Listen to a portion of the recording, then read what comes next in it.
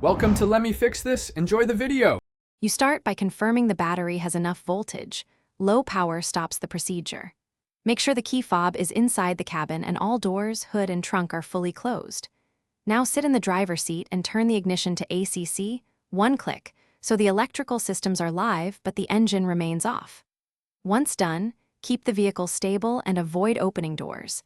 This state lets the body control module accept the reset command and prevents false readings. You now perform the learning cycles for each window. Press and hold the driver master switch to lower the window fully, then wait 2 seconds and pull the switch to raise it fully. Hold for 2 seconds at the top.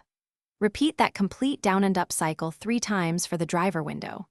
Next, make sure to cycle each rear and passenger window the same way if your Infiniti requires per window learning, because the system learns both endpoints for smooth auto operation. Finish by turning the ignition off and waiting roughly 30 seconds so the modules store the new limits, then test the auto up/down on each window. If a window still fails, disconnect the negative battery terminal for 10 minutes to clear stored errors, reconnect, and repeat the learning cycles. If problems persist, inspect the window tracks and switch for binding or debris. Mechanical resistance will prevent learning, otherwise consult a dealer for module.